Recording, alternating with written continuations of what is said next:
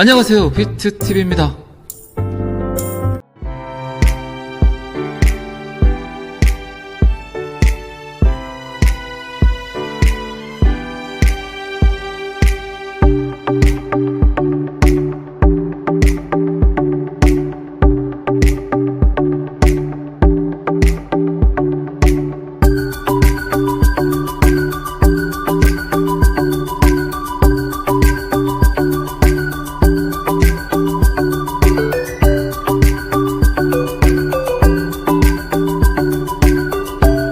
자련님은 처음이신가?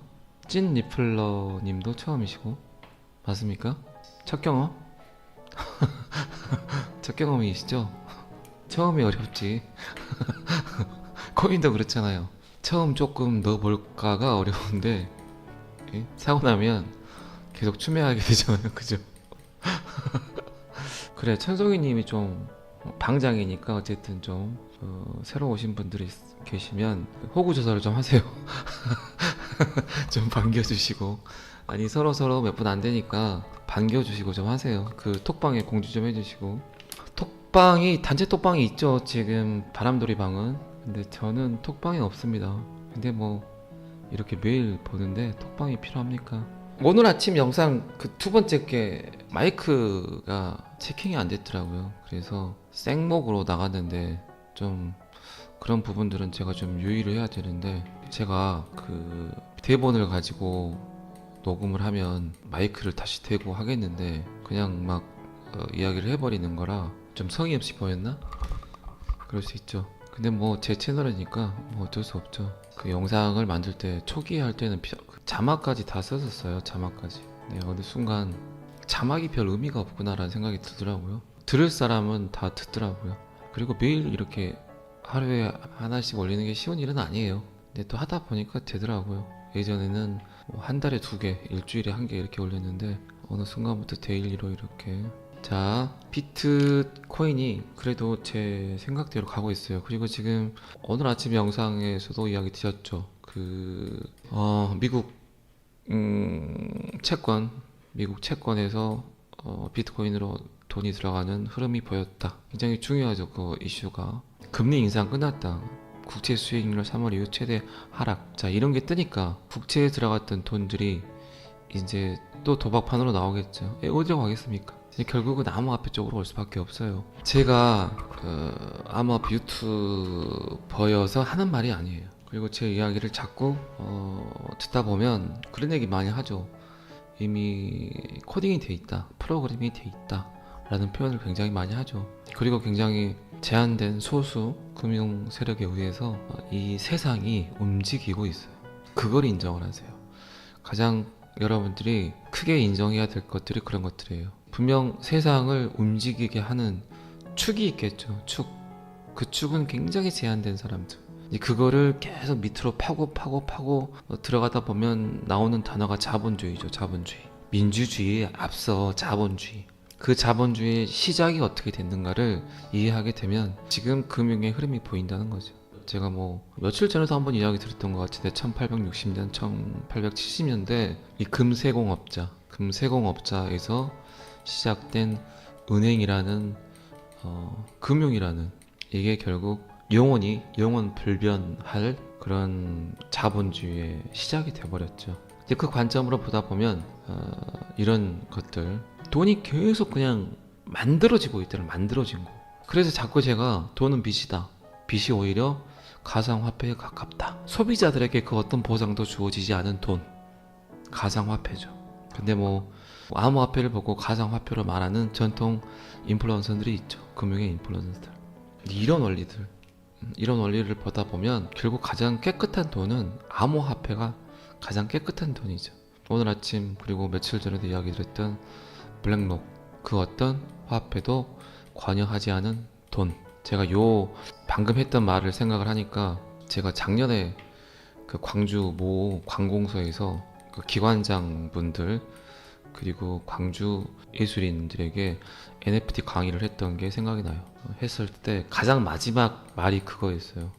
그리고 그분들이 뻥졌던 멘트. 그때 비트코인 가격이 19,000불이었어요. 제 기억에. 가장 그분들이 놀랬던 말이 뭐였냐. 지금 인류는 때묻지 않은 돈을 원한다. 깨끗한 돈을 원한다. 달러를 씀으로써 누군가는 이득을 보고, 원화를 사용함으로써 누군가는 이득을 보고, 엔화를 사용함으로써 누군가는 이득을 보는 이런 돈들을 원하지 않는다. 그런데 비트코인 암호화폐는 깨끗한 돈이다. 그 어떤 신뢰도 필요하지 않는 돈이다. 돈이란 게 누군가 이 돈에 대한 가치를 인정해야 그게 돈이겠죠. 그러면 가치를 인정할 수밖에 없는 신뢰 기관이나 신뢰인이 필요하겠죠. 근데 얘네들이 너무 무능해. 그리고 얘네들이 너무 때가 묻었어. 그게 싫어서 나온 게 비트코인이거든. 비트코인. 어쨌든 그 마지막 제가 깨끗한 돈을 원한다라고 하니까 다 저를 또라이 쳐다보더라고요. 미친놈 쳐다보더라고요. 지금 21세기에 쟤는 어떤 말을 하는 거야 도대체. 근데 부인할 수 없는 건 비트코인은 분명히 탈중앙화 개념의 반정부적 요소가 섞여 있어요. 자, 예를 들어봅시다. 제가 비트코인과 XRP를 비교를 많이 하죠. 이제 예를 들어봅시다. 비트코인은 프로토콜이 나왔어요. 굉장히 괜찮아, 좋아. 근데 얘는 먹지 못하는 빵일 수 있어요. 먹지 못하는 빵이 뭔가요? 그 플라스틱으로 만든 조형빵, 아주 그냥 이쁘게 잘 만들어 놨어. 너무 이쁘게 만들어 놨고, 이거를 빵을 팔기, 진짜 빵을 팔기 위한 어떤 모델로 샘플링으로 만들어 놓은 빵. 저는 그렇다고 생각을 해요. 먹지는 못하지만 왜 그 플라스틱으로 색감을 이리 칠해가지고 우리 이거 팔아요 하고 놨던, 썩지도 않고 그대로 그냥 놔둬야만 사람들이 그걸 보고 빵을 사 먹으러 오겠죠. 그 빵이 이거라는 거예요. 빵이 XRP, 실용성을 갖고 있는 빵. 그게 XRP라는 거예요. 그냥 가장 간단하게 생각할 수 있는 원리라는 거예요. 시스템일 수 있죠. 그러면 먹지 못하는 빵은 시스템일 수 있죠. 시스템. 우리 이렇게 만들 거야. 우리 이렇게 만들 거니까 이 빵 사 먹어. 먹지는 못해. 그러면 시스템일 수 있겠죠. 시스템. 제가 비트코인 백서 설명을 하면서 가장 먼저 이야기 드렸던 게 그거죠. 봐보세요. peer-to-peer electronic cash system이라는 거예요. 시스템. 제가 갖고 있는 가장 큰 장점은 사회 전반에 일어나는 모든 일을 결국 마무리로 XRP로 끝낼 수 있는 장점을 갖고 있어요. 제가 이야기를 하다 보니까 그렇게 되더라고요. 된장국 이야기를 해도, 김치찌개 이야기를 해도 결론은 XRP. 그러니까 XRP를 갖고 있어야 되라고 표현할 수 있어요. 봐볼까요? 아, 목이 왜 잠기지? 사탕을 먹었는데도. 자, 여기 나와 있죠. peer-to-peer electronic cash system. 자, 사토시 나카모토가 비트코인이 화폐가 되길 원했다면 캐시로 끝냈겠죠. 캐시로. 근데 시스템을 붙였잖아요. 그러면 이 문장 하나에 모든 게 해결이 될 수 있겠죠. 먹지 못하는 빵이야. 그냥 시스템이야. 이 시스템을 잘 갖다 써. 응? peer-to-peer가 뭡니까? peer. 동등한이에요. 동등한 사람끼리의 전자화폐 시스템. 왜 동등한 이 단어를 썼을까요? 너무 돈에 관한한 계층이 있죠. 계층이. 돈 많은 사람과 돈이 없는 사람. 그리고 권력을 쥔 자, 권력이 없는 자. 동등하지 않잖아요. 서로. 동등하지 않은 관계에서의 화폐 거래는 분명히 그 안에 이해상충, 이해충돌이 생길 수 있다. 약자가 너무나 피해를 보는 시대다. 가지지 못한 자가 너무나 비굴하게 살아야 되는 그런 시대다. 그러니까 동등하게, 그 어떤 이해관계 없는 동등한 관계에서 깨끗한 돈을 나는 만들고 싶다. 그런데 이거는 화폐가 될 수 없고 시스템이다. 시스템. 그러니까 요 프로토콜을 잘 가져다가 훨씬 더 업그레이드 되고, 그리고 반정부적 요소가 있기 때문에 민주주의 사회에서, 자본주의 사회에서 그런 그 안에서 굉장히 좀 잘 조화롭게 만들 수 있는 놈, 조화로운 어떤 시스템을 만들 수 있는 놈이 나와서 이 어떤 인류에게 점점 디지털화 되는 이런 인류에게 이 전자화폐를 가져다 줘야 되지 않나. 이게 제가 생각하는 비트코인과 XRP는 그 관계라는 거죠. 자, 다시 먹지 못하는 빵이 비트코인이에요. 그냥 조형물의 빵, 시스템. 그리고 진짜 먹을 수 있는 빵은 XRP. 비트코인은 상징성, XRP는 뭡니까? 실용성. 근데 점점 사람들은 어떻게 변해가죠? 뭐 자꾸 제가 여러 번 영상에서 이야기 드렸죠. 먹지도 못하는 꽃 뭐하러 사왔니? 지금 여자분들 그렇죠? 자, 곰곰이 생각을 해보세요, 여러분들. 물론 실제로 꽃을 받는다면 기분이 좋죠. 기분이 좋아요. 근데 꽃을 받아야 되는 과정들이 어쩔 때는 되게 귀찮죠. 그렇죠? 자, 지금 단체 카톡방에서 누군가에게 뭐 100명이 있는데 비트TV님 예를 들어서 생일 축하해요. 꽃을 백송이를 디지털로 보냈어. 예? 디지털로 보냈어. 기분이 너무 좋겠죠. 제가. 그런데 이 100분이 다 찾아와서 저한테 꽃을 준다고 해. 부담스러울까요? 부담스럽지 않을까요? 부담스럽겠죠. 이게 디지털과 아날로그의 가장 큰 장단점을 갖고 있다는 거죠. 점점 디지털로 모든 게 들어오고 있어. 자, 그러면 예를 들어볼게요. 지금 천석이님이 계시지만 천석이님이 갑자기 100분한테 개인톡으로 정말 예쁘게 찍힌 꽃, 그리고 그게 이제 그래픽으로 GIF 파일로 너무 막 꽃이 피는 과정에 대한 꽃 선물을 쭉 받았어. 너무 좋지 않을까요? 사람들은 점점 뭐에 익숙해져 있나요? 디지털에 익숙해져 있어요. 디지털. 그게 가장 여러분들이 이해해야 되는 지금의 시대인 거예요. 제가 코인 얘기를 하지 않고 1시간, 2시간 동안 강의를 하고 그 사람들이 코인을 살 수 있다니까요. 코인 이야기를 하잖아요. 코인 안 사요. 코인 이야기를 하면 말을 잘하겠죠. 근데 저는 잘 말하고 싶다니까요. 잘 말하는 건 뭡니까? 코인 이야기를 할 필요가 없어요. 굳이 그 사람들에게. 시대가 이렇게 변함을 이야기를 해야 돼요. 자, 얼마나 여러분들의 생활 습관이 무서워졌습니까? 불과 3년 전, 5년 전, 그 코비드 19 전으로 가볼까요? 중국집에 전화해서 짜장 하나, 짬뽕 하나 달라고 하는 시대가 불과 5년 전이라니까요. 전화를 직접 해서. 근데 지금 어떻게 해요? 다 어플리케이션을 사용을 하죠. 이 어플리케이션을 사용하는 이유가 뭐라고 생각하십니까, 여러분들? 갈수록 사람들은 직접 소통을 싫어해요. 직접 전화해서 전화 받네 안 받네 이게 싫은 거예요. 짜증나고. 그런 분들이 있죠. 전화는 하지만 않고 계속 카톡만 보내는 사람들. 이런 분들이 갈수록 많아지고 있어요. 그리고 본인의 표정을 이모티콘으로 보내는 사람들. 자, 그리고 직접 전화하는 거에 대한 문제점은 뭐가 있습니까? 나는 짜장 하나 짬뽕 하나 시켰는데 이 사람이 짬뽕 하나 삼성 볶음밥 하나 이렇게 와버렸어. 그리고 우리 집 주소가 뭐 몇 동 몇 호로가 있는데 호수하고 동수를 바꿔 써버렸어.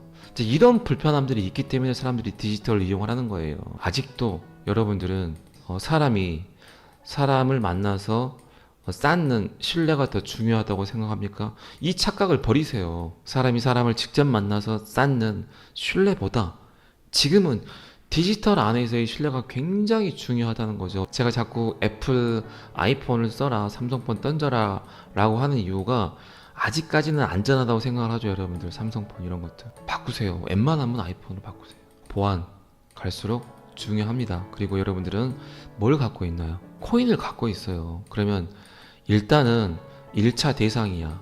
예? 해킹의 1차 대상이라고요. 예? 여러분들의 데이터는 다 연동이 되어 있어요. 다 연동이 되어 있어. 근데 삼성은 이거와 상관없이 여러분들의 데이터를 어디에서 팔아? 구글에 팔아요. 그러면 표적이 될 수 있다고. 표적. 그래서 자꾸 제가 아이폰 사라는 거예요. 아이폰은 1차, 2차, 3차 필터링을 해줘요. 그리고 보안에 취약한 어플리케이션은 아예 깔지 못하게 해요. 그리고 너무 무료 좋아하지 마세요. 무료 어플리케이션의 가장 큰 단점은 뭡니까? 이곳에서 여러분들의 데이터를 계속 요구를 해요. 예? 그러면서 해킹은 시작되는 거예요. 털리기 시작하는 거라고요. 이게 디지털 교육을 시작할 때 꼭 해야 되는 말들이에요. 근데 봐보세요. 이 안에는 어떤 게 있습니까? 이해관계가 있어요. 제가 디지털 교육한다고 어디 가가지고 삼성폰 쓰지 마세요. 할 수 있어요? 못해요. 삼성에서 뭐 항의 들어오겠죠. 근데 사람들은 모른다는 거예요. 그런 것들을. 너무 무료라고 어플리케이션 찾아다니지 마세요. 가장 위험해요. 이게 공짜가 아니라고요. 절대. 광고 봐야 되죠. 예?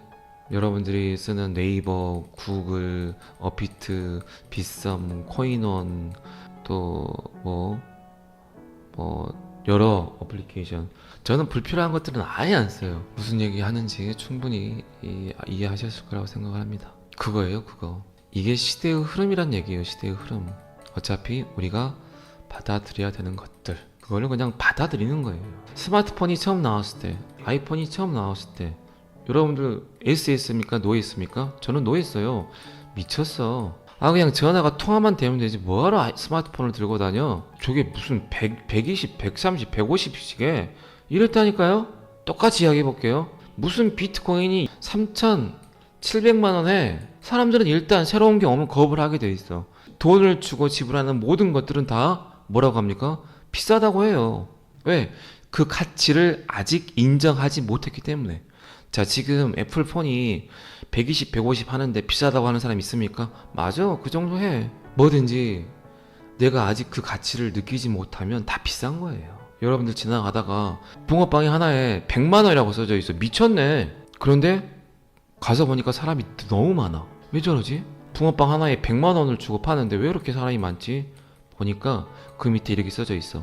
붕어빵 하나 사면 비트코인 1개 줘요. 그러면 이 가치를 아는 사람은 이 붕어빵을 먹을까요? 안 먹을까요?